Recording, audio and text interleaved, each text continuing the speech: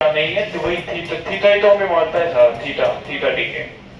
With time आपका देखो options बने ही है किस चीज के लिए, जीरो होने के लिए। ये तो 5 पैसा, जीरो भी नहीं होते, 5 पैसा बचता है, 5 पैसा कभी भी। फिर उसके बाद नेक्स्ट एक्सपायरी में उनकी नेक्स्ट वैल्यू डल जाती है। तो अब हमें यही आपने आज जैसे एक्सपायरी कंसेप्ट आता है जीरो टू हीरो, है ना। जीरो मतलब वही 2 रुपए का 4 रुपए का चीज चला जाता है, 100 200 300 400 ऐसा भी हमने एक बार। हाँ ये भी हमने बड़े 4 रुपए की चीज हमने 650 रुपए सेंसेक्स पे काटी, 4 रुपए पे बाय बर्बाद ही बहुत होते हैं लोग। हाँ जीरो में बर्बाद बताऊंगा ना, इसी पे एक्सपायरी पे हमें 4 रुपए की चीज 650 पे काटी है। लास्ट टाइम एक और बाइक करी थी हमने 50 पे, वो हमने 700 पे काटा पूरा। और कितने 10-15 मिनट में पूरा गमा लॉस हो गया। 2 बजे 1-2 क्लास ऐसी कर रहा था, फीस आ गई 2 बजे के अराउंड में हुआ था, फीस रिफंड 2 बजे के अराउंड में, अराउंड उस टाइम पे बहुत मूवमेंट आता था। और कभी गमा लॉस ऐसा आता है रेयर मूवमेंट्स में मंथ्स के बाद, मंथ्स के बाद ऐसा एक भी होगा, वरना वही सिंपल बढ़ता है 100 50 70 200 अप तो, उससे ज्यादा नहीं। और निफ्टी में बढ़ेगा वही 10 का चीज जाएगा 70 80 90 100 150 मैक्स टू मैक्स, वो बहुत हो गया। सर फॉरेक्स में एक्सपायरी वगैरह नहीं होती, फॉरेक्स में कुछ भी नहीं होता ना ना, उसमें सीधा बाय सेल बाय, सीधा प्राइस एक्शन ठीक है, सीधा बाय सीधा सेल, कोई कॉल कोई पुट। बट इंडिया में forex illegal as I told you guys before, because of IFM act है, उसके अंडर में हम लोग नहीं कर सकते फॉरेक्स। अब हम कर रहे हैं रूल 4 को देख के।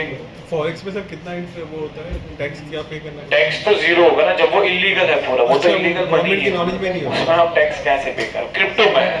क्रिप्टो में आपका 18% जीएसटी है ऑलमोस्ट, और उसके बाद आपका है हाँ कैपिटल गेन्स टैक्स, जो 12 लाख के ऊपर में क्रिप्टो से कमाओगे उस पे भी टैक्स है, और 18% आपको क्रिप्टो में देना ही देना है, चाहे आप कितना 100 कमाओ 1000 कमाओ।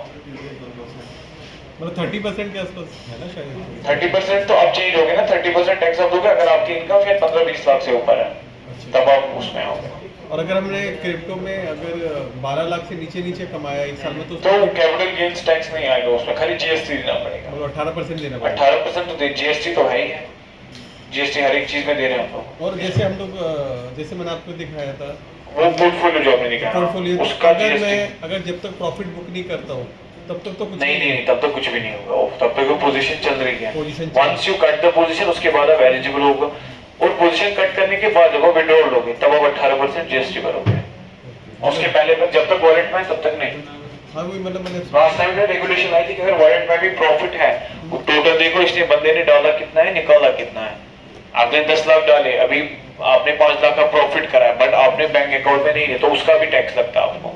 अब नहीं है ना, नहीं फिलहाल तो वैसा प्रोविजन नहीं है, बट लाएंगे वैसे क्रिप्टो को तो स्ट्रिक्ट करेंगे यहाँ पे। इनका माइंडसेट थोड़ा वीक है, क्या करें।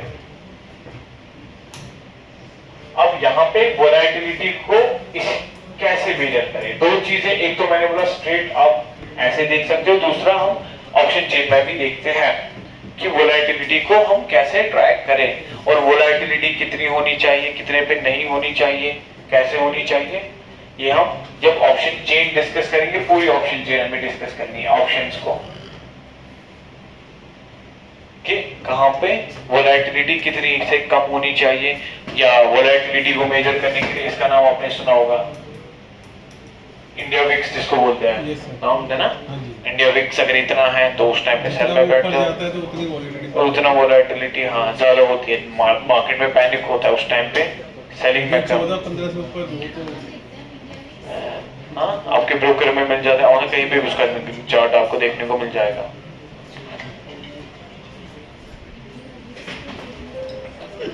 अभी तो आपका प्रैक्टिकल ही चलेगा, उसके बाद मैं एक हालात ही। अब यहाँ पे हमारा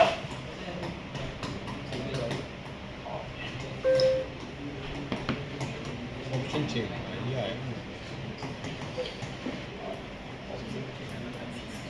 अभी ग्रीक्स आ गए ना, delta calculation all that, why we have to work at the money पे, क्यों ही हमें काम करना है, because of ROI and all that. Theta का वैल्यू इतना होता है, थीटा टी कम होता है, और अगर लॉट साइज इंक्रीज करे तो प्रॉफिट का मार्जिन ज्यादा होता है। अब यही ऑप्शन चेन के एनालिसिस करेंगे ब्रोकर।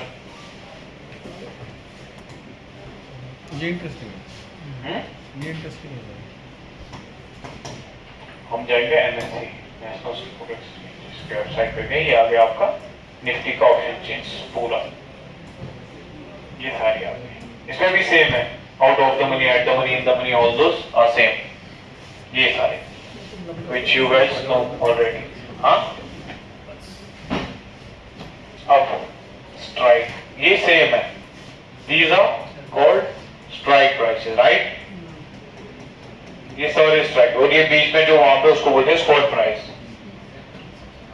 अब ये सारी चीजें पढ़ेंगे, एलटीपी, आईवी, इसमें भी याद रखना हमारे इंटरेस्ट का ये तीन, बस यही तीन हमारे इंटरेस्ट का है।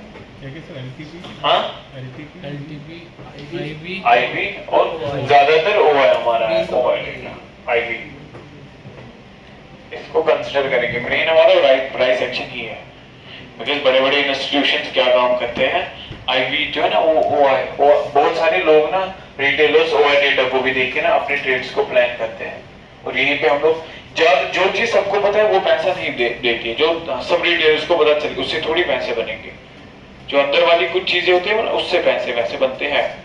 वो जब 10 लोगों को पता है, 10 लोग तो इसी के हिसाब से अपना ट्रेड प्लान करेंगे, और यहाँ पे हमें बड़े बड़े सेलर तो दिखाते हैं, यहाँ पे दिखाएंगे हमें ओआई में दिखाएंगे हम तो बुलिश है मार्केट में, बट वो चली जाती है, क्यों? क्योंकि वो वहां पे ना उन्होंने, ये तो हमें ऑप्शंस का डेटा दिखा रहा है, और वहां से वो फ्यूचर में होते हैं बेयरिश, उन्होंने फ्यूचर को बेच के रखा होता है। हाँ, ओआई डेटा पे देखते हैं कि मार्केट ऊपर ऊपर जाती है नीचे, हाँ, इसी को बोलते हैं ऑप्शन डाइवर्जन। इस चीज को टैकल करने के लिए हमारे पास में इसी में सारा चीज है, ऑप्शंस में ही। ऑप्शन डाइवर्जन को कैसे समझे एक प्रीमियम में, फिलहाल इसको तो आगे समझोगे स्ट्राइक प्राइस। अब मार्केट में दो लोग हैं, या तो बायर है या तो सेलर है। अब अगर हम अभी इस ऑप्शन चेंज पे हैं तो हम सेलर है, एज अ बायर है, यहाँ पे हमें बाय करना है। अब पहला, अब ये स्ट्राइक प्राइस है, इसका है एलटीपी, लास्ट ट्रेडेड प्राइस, मतलब कि अभी लास्टली ये कितने पे ट्रेड हुआ, कितने पे बिका है। ये भाई बिका है कितने पे, 26 रुपए पे, 26.30 इसका प्राइस रखा गया है, ठीक है, इतना क्लियर है। अब इसमें आती है दो चीजें, बिड आता है, इसमें आस्क आता है। बिड मतलब हम बायर, बिड हम कितना पैसा मैं इसको खरीदना चाहते हैं, इसको बोलते हैं बिड। क्या बोलते हैं?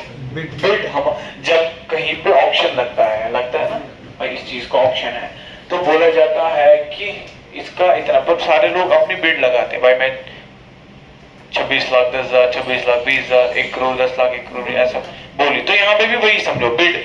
हम लोग बायर एज ए बायर हम बोलते हैं सेलर को कि भाई हम इसको कितने पे खरीदेंगे, 26.30, हाँ 26.30, बट वो हमें बोलता है कि मैं कितने पे दूंगा आपको, 26.40 पे। अभी तो आज एक्सपायरी है, इतना आपको दिखेगा नहीं डिफरेंस, नॉर्मल डेज पे बहुत डिफरेंस, बिकॉज आज एक्सपायरी, सेलर को वैसे भी मार्केट से तो बाहर ही निकलना है, तो वो आपको बेच देता है। तो यहाँ पे जो इन दोनों में से प्राइस का डिसीजन बनता है ना, उसको बोलते हैं फिर एनटीपी।